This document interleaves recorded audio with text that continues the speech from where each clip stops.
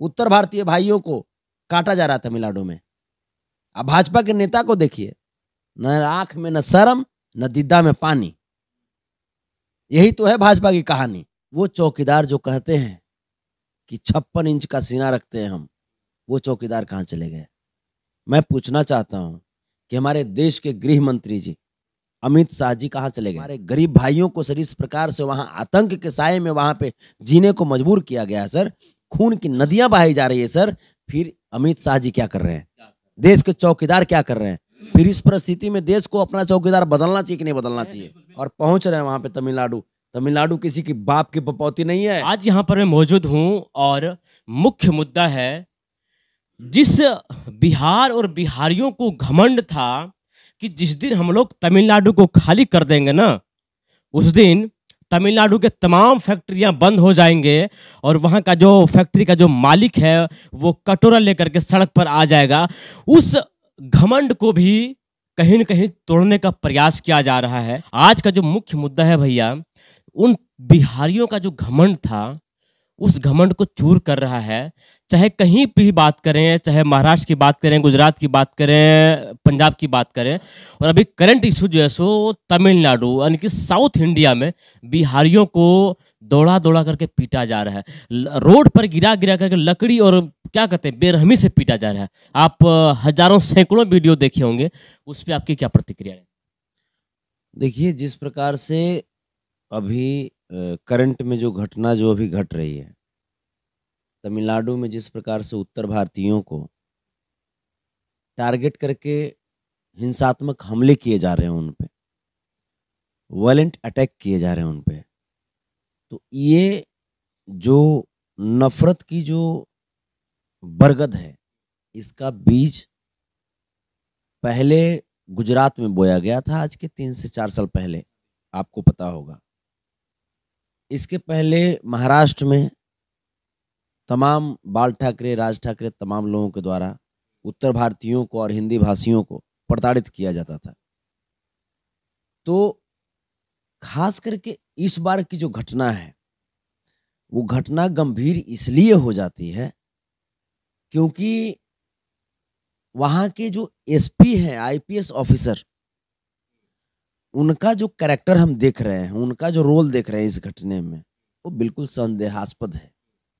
हमने तमिलनाडु के तिरुपुर जिले के आईपीएस ऑफिसर से मैंने बात करने का प्रयत्न किया और उनसे जब मैंने हिंदी भाषा में मैंने बात किया तो उनका स्पष्ट कहना होता है कि आई डोंट नो हिंदी। अब बताइए कि हमारे देश के प्रधानमंत्री विदेश में जाकर के हिंदी में भाषण देते हैं और इधर देश के एक आईपीएस ऑफिसर बोलते हैं कि आई डोंट नो हिंदी, तो फिर क्या माना जाए? क्या विदेश में जाकर के जो हमारे प्रधानमंत्री स्पीच देते हैं तो क्या वो अनपढ़ जाहिल गवार हैं? क्या उनको इंग्लिश नहीं आती? या वो देश की मान मर्यादा को और हिंदी की मान मर्यादा को बढ़ाने के लिए स्पीच देते हैं? अब जब हिंदी की मान मर्यादा को बढ़ाने के लिए स्पीच देते हैं तो फिर देश के अंदर ही उनका आईपीएस ऑफिसर हिंदी का अपमान क्यों करता है? उस पर कार्रवाई होनी चाहिए। अब बात दूसरी कि जिस प्रकार से तमिलनाडु में उत्तर भारतीयों और हिंदी भाषियों पे हिंसात्मक हमले किए जा रहे हैं, आखिर हमारा देश का वो चौकीदार जो कहते हैं कि 56 इंच का सीना रखते हैं हम, वो चौकीदार कहाँ चले गए? मैं पूछना चाहता हूं कि हमारे देश के गृह मंत्री जी अमित शाह जी कहाँ चले गए? कहाँ सोए हुए हैं आप? आप देख रहे होंगे कि भाजपा वाले बिहार की विधानसभा में पूरा उथल पुथल मचाए हुए हैं। वो कभी तेजस्वी जी से सवाल करते हैं, कभी नीतीश जी से सवाल करते हैं। मैं पूछता हूं कि ये मैटर बिहारियों, उत्तर भारतीयों से जुड़ा हुआ है, तो फिर उत्तर प्रदेश के मुख्यमंत्री योगी आदित्यनाथ से सवाल क्यों नहीं करते आप? वहां भी सवाल होनी चाहिए ना। आज तक योगी आदित्यनाथ जी इतने संवेदनहीन कैसे बन गए? एक भी ट्वीट उत्तर भारतीयों के पक्ष में नहीं किए हैं। आप ये बताइए कि किसी भी स्टेट का चाहे सीएम हो या डिप्टी सीएम हो, उनका अधिकार क्षेत्र उनके स्टेट तक का होता है।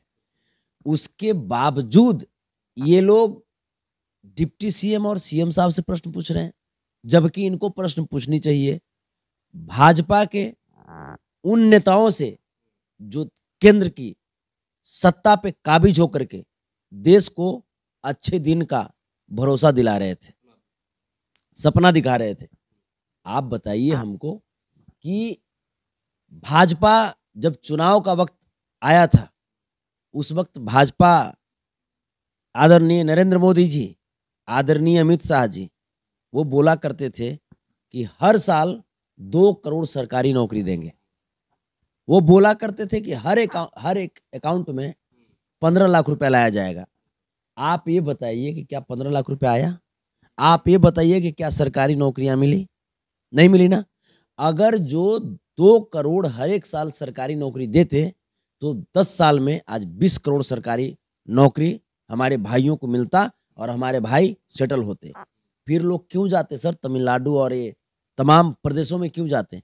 किन्हीं को शौक होता है क्या अपने घर अपने परिवार को छोड़ करके प्रदेशों में जाकर के कमाना? ये 2 राज्यों के बीच का मामला है।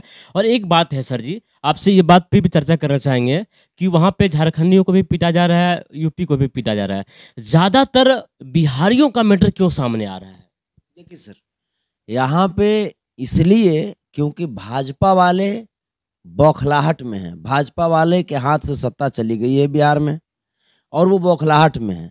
भाजपा वाले जिस प्रकार से बिहार को नोच करके खा रहे थे पिछले 17 सालों में, अब इस बार 6 महीना पहले महागठबंधन की सरकार बनी है। वो किसी प्रकार से चाह रहे हैं कि महागठबंधन की सरकार को दबाव में लाया जाए और दबाव में ला करके वो यहाँ पे अपनी राजनीतिक रोटी सेके। इसमें दरअसल बात करेंगे सर जी, जिस तरह से आप इस मुद्दे को लगातार देखते नजर आ रहे हैं, देख रहे हैं शुरू से कि वो किस वहाँ पे काटा जा रहा है।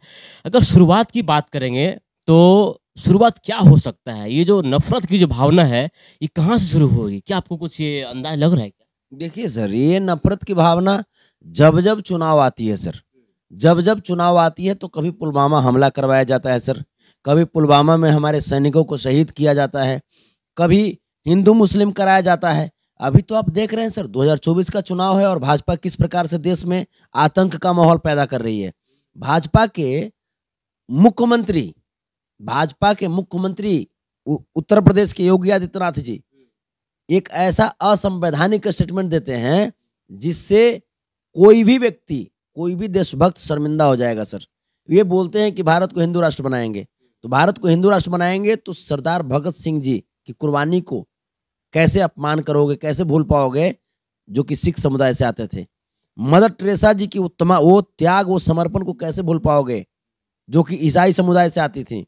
अब्दुल हमीद जी के उस कुर्बानी को कैसे भूल पाओगे, जो पाकिस्तानी टैंक को अपनी जान की बाजी लगा करके हिंदुस्तान की सीमा में आने से रोक दिए थे। वो तो मुस्लिम समुदाय से थे। और रही बात संविधान में हमारे देश को, हमारे राष्ट्र को धर्मनिरपेक्ष राष्ट्र कहा गया है। हमारी विशेषता रही है सर यूनिटी इन डाइवर्सिटी, अनेकता में एकता हमारी पहचान रही है सर। उस आइडेंटिफिकेशन को कैसे मिटा पाओगे? ये लोग हिंदू मुस्लिम कर रहे थे। इस बार इनका राजनीतिक एजेंडा हो गया सर कि किसी तरीके से जो गरीब जो बाहर रह रहे हैं उनको खून बहाओ, और ऑटोमेटिकली क्योंकि वहां पे भाजपा की सरकार है नहीं, तमिलनाडु में गैर भाजपा सरकार है, तो तमिलनाडु सरकार को भी बदनाम करने का प्रयत्न किया। और बाकी हम स्टालिन की बात नहीं करते हैं सर। स्टालिन को हम वोट देने नहीं गए हैं, ना स्टालिन हमसे वोट मांगने आता है। हमसे वोट मांगती है भाजपा, हमसे वोट मांगते हैं देश के चोर चौकीदार, हमसे वोट मांगते हैं देश के गृह मंत्री अमित शाह जी। तो हम तो सवाल करेंगे ना सर। आपको उत्तर भारतीयों का वोट चाहिए, आपको चुनाव लड़ने के लिए बनारस गंगा मैया बुलाती है, तो फिर गंगा मैया आपको ये कही है क्या कि तमाम गरीबों के खून से आप नदी बहा दीजिए? ये भी कहिए क्या?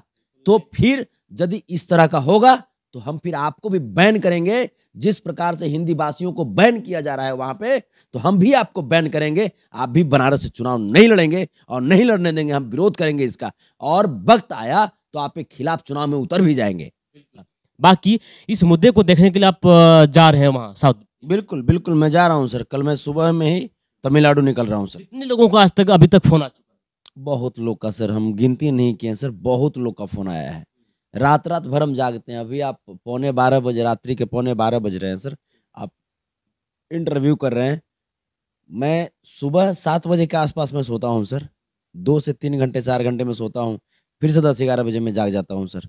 उसमें भी जबरदस्ती नींद आ जाती है, इसलिए सो जाते हैं सर, नहीं तो सोने की भी इच्छा नहीं होती है, क्योंकि भाई लोग जितने कष्ट में हैं वहां पे।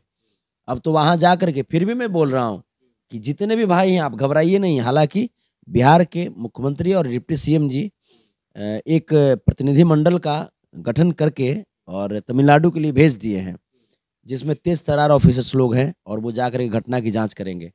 तो मैं तमाम भाइयों से मैं कह रहा हूँ, घबराना नहीं है। सब लोग, हम लोग सजग हैं, सब लोग जग गए हैं और पहुंच रहे हैं वहां पे तमिलनाडु।